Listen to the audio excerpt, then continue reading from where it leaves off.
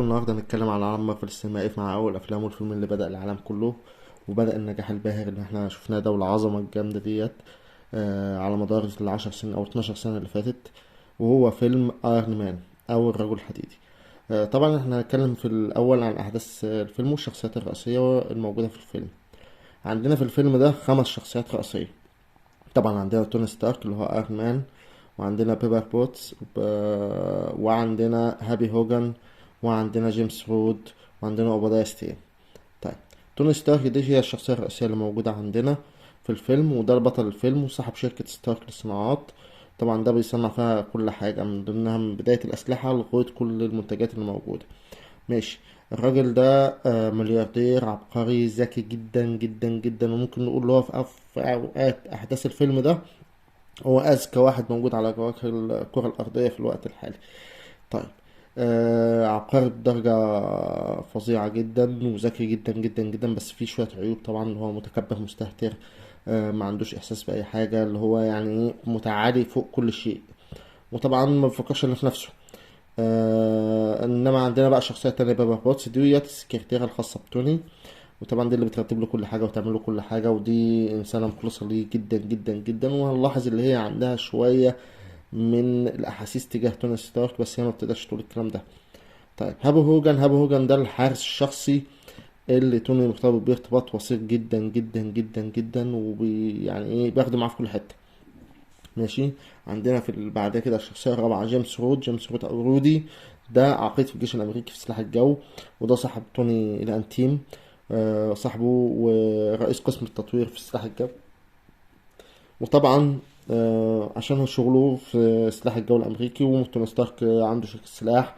وهو المورد الرئيسي للأسلحة للجيش الأمريكي في العالم ده. فطبعا في الوقت ده بيبقى علاقتهم طبعا مرتبطة دلوقتي، يعني شغل وصداقة في نفس الوقت، بتبقى علاقة أكبر وثيقة بشكل كبير جدا جدا جدا جدا. عندنا بقى الشخصية الخامسة وهو شرير الفيلم بتاعنا، وهو أوبادايا ستين. أوبادايا ستين ده كان صديق توني ستارك، صديق أبو توني ستارك هارد ستارك.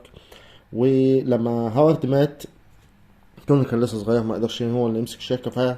اوبادايا هو اللي مسك الشركة وشغلها ودورها لغاية ما توني وصل للسن الرشد، يعني أو السن القانوني. ومسك الشركة، وأوبادايا كسب من ورا جدا، لأن هو توني كان بيثق فيه ثقة عمياء، وكان بيعامله معاملة اللي هو إيه، ده مكان أبوه أو ده هو أبوه. فكان بيثق في آرائه، وكان بيثق في كل حاجة بيقولها. ماشي. بس هو مشكلته اللي هو كان بيعمل صفقات كده من تحت الترابيزة، وكان بيبيع سلاح من إيه، لأعلى سعر في السوق السوداء. طيب، أحداث الفيلم، احنا دلوقتي عرفنا الشخصيات. أحداث الفيلم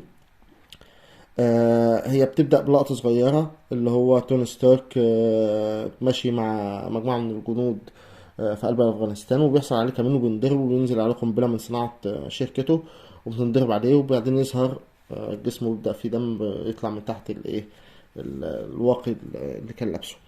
بعد كده نرجع 63 ساعة ورا، اللي هو في بداية أحداث الفيلم بقى، ما قبل الحادثة دي ب 63 ساعة، ب 36 ساعة سوري. اللي هو بيوم ونص يعني.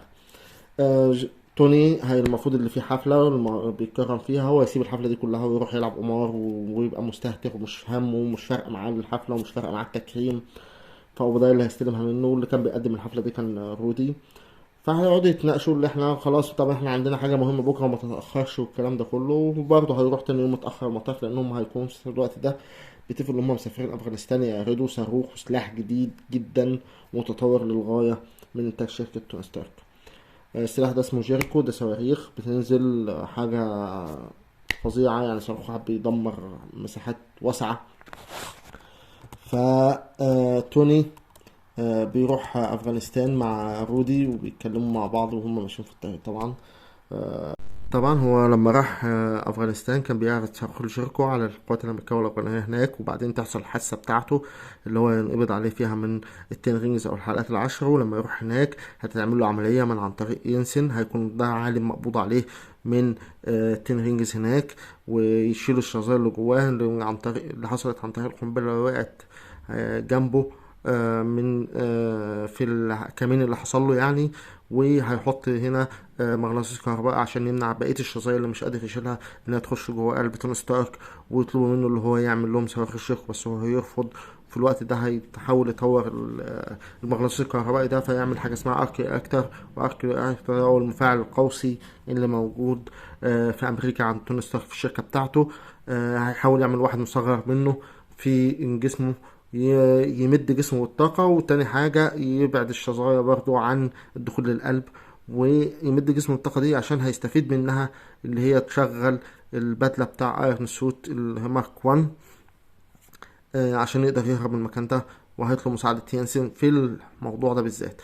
فينسن هيوافق ويبدأوا يعملوا له أكتر الأول، بعدين يشغلوه. فالراجل قائد التيرنجز هيلاحظ ان هم مش شغالين على المشروع اللي هو عاوزه، فهيروح يواجههم ويواجه ينسن. فينسن هيقول له احنا بنعمل الجيرك والكلام ده كله. مش هيخلص ينسن من عقابه الا لما توني يتدخل ويقول انا محتاج ينسن معايا. ف هيقعد ينسن معاه ويشغله ويبدأوا ايه يفهموهم ان احنا بنعمل الجيركو. بس هما في الوقت ده بيبقوا بدأوا يعملوا بدلة ايرون مان اللي هي مارك 1، وبحاجات بسيطة. ونبدأ بقى نشوف الدقة بتاعة الحديد وهو بيعمل الوش وهو بيعمل الدراع وهو بيعمل الكلام ده كله، وبيركب الحاجات اللي هتطلع نار والطلق والصواريخ والكلام ده كله هتركبها والحاجات دي. وهيحاول يهرب، وهيقدر يهرب. وهو بيهرب ينسن هيحاول ياخد له يوفر له شوية وقت عشان يقدر يهرب فيهم، وهيموت ينسن في اللحظة ديت. وهيهرب توني ستارك وينزل في الصحراء، والحيطان بتاعه هيسيبوه يمشي، وهيحصل له عملية إنقاذ من الجيش الأمريكي. أول ما هيرجع هيقوم راح موقف فرع الأسلحة اللي موجود في الشركة بتاعته نهائيا. هيحصل هبوط في الشركة، في أسهم الشركة، والمساهمين هيبقوا متضايقين والكلام ده. فأوبادايا هيتدخل في الموضوع ده، ويطلب من توني اللي هو يقعد ما يظهرش في السينما في الميديا ولا يظهر في أي حاجة، وهو لغاية ما يحل الموضوع ده. في الأثناء دي هو هيطور بدلة مارك 2 بتاع ايرون مان برضه، وهيحاول يطير بيها ويتعلم الطيارة بيها، ان هي بدلة زي بدلة تدريبية كده. هيعرف اللي فيها مشكلة، اللي انت لما بتطلع لارتفاعات عالية التلج بيجي على جسمها. فهو ايه هو يكون في الوقت عامل فيه السيف اللي هو زرار سيفتي، وهي هيستخدمه. لكن في المارك 3 هيكون مطور، وهيطور برضو المفاعل اللي موجود عنده في صدره ده، هيطوره ويعمل منه نموذج احدث. وهيدي البيبر النموذج القديم يقول لها يعني ارميه في الزبالة. طبعا هو بعد فترة هيلاقي في حفلة معمولة باسم شركته وهو ما عرفش عنها حاجة، فهيروح الحفلة ديت. هيقابل كولسون هناك، وبعد كده وهيقابل بيبر، وهيحصل ما بينهم يعني ايه لينك كده رومانسي. وبعدين هيقابل اللي هي صحفية بتعرض له صور عن بلدة اسمها جوميرا، وفيها صواريخ جيركو بتنضرب عليها ومتدمرة، والبلد دي هي بلد ينسن. الموضوع موضوع شخص بالنسبة له. فهيروح ايه يواجه اوبادايا. فاوبادايا هيقول له امال انت فاكر الفلوس احنا بنجيبها منين؟ الاسلحه دي لازم تتباع، والحاجات دي لازم تتباع، واحنا بنبيع على سعر يعني فيما معناه هذا، يعني اللي انت يعني ايه انا اللي مدور الدنيا. فالمهم المعلم هيروح على البيت، يقعد يتفرج بقى على الاخبار ويعني ايه يكتم في راسه، ويقعد يفكر هيعمل ايه، هيرد ازاي. هياخد بعضه يلبس البدله الماك 3 بقى، ويروح على افغانستان يدمر كل المخزون الاسلحه اللي موجود للتنرجز هناك، وينقذ الناس من بطشهم. وهو راجع هيحصل حادثه ما بينه وما بين مقاتلات اف 22 امريكيه، وجيمس رودي هيعرف اللي هو ايرون مان لتوني ستارك ايرون مان. طيب لما هيرجعوا اوبادايا طبعا هيكون توني طلب من بيبر اللي هتتجسس تجيب فايلات من اوبادايا عشان يعرفوا هو اللي بيبيع وبيع لمين والكلام ده كله. فهيعرف مين اللي بيبيع والكلام ده. فهيعرف اللي هو اوبادايا بيصنع سلاح ايرون مان لنفسه، لان هو يكون راح جاب الحطام بتاع ايرون مان من صحراء افغانستان عن طريق التين رينجز. والصفقه دي هياخد هو الحاجه ديت ويديلهم صواريخ والكلام من ده. طيب اوبادايا هيبقى عنده مشكله واحده، اللي هو الارك رياكتور مش عارف يصنعه. اللي بيصنعه اللي هو وحيد توني ستارك، وهو اللي عارف التكنولوجيا بتاعته. فهيروح ياخد من توني ستارك قبل ما يعرف توني ستارك اللي هو اللي عنده المشكله، هياخد منه الارك رياكتور بتاعه. وهي بعد ما ياخد الارك رياكتور توني هيجري يشوف الارك رياكتور القديم، لان بيبر هتكون حاطته في صندوق هديته هديه في عشان تقول له ايه ده بروف اللي توني ستارك عنده قلب. فهيركب القديم ويطلع ينقذ بيبر، لان هو راح عارف اللي بيبر عارفه، وراحت تقبض عليه في قلب الشركه. فهيروح ينقذها، لانها هي هتكون مع كولسون في الشركه بيحاولوا يقبضوا على اوبادايا.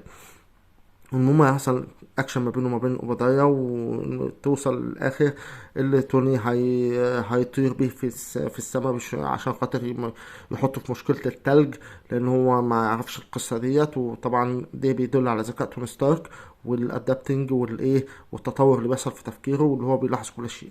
تاني حاجة هيبص على نقط ضعف البدلة التانية اللي هي بتاعت اوبادايا، لانها كانت بدلة ضخمة جدا ومتطورة، مش متطورة اللي هي فيها إمكانيات أعلى من اللي موجودة عند توني ستارك. توني ستارك كان بدل ده زي سيف سوت كده، أو اللي هي بدلة للحماية بنسبة أكبر، مش بدلة كومباكت، مش بدلة للقتال. هيعرف فين أماكن أسلوك اللي هي خاصة في التحكم بالأسلحة والكلام ده كله، هيضربها، هيقطعها، وبعد كده هيموته بحادثة معينة، اللي هو يشغل مفاعل ويطلع منه طاقة، وهو يكون قبضايا فوق المفاعل فيروح فيها يعني. وهو في الاخر بقى كل الناس بتقول له انت ما تقولش اللي انت، خصوصا بتوع شيلد، ما تقولش اللي انت ايرون مان، لكن هو الكبرياء عنده عالي.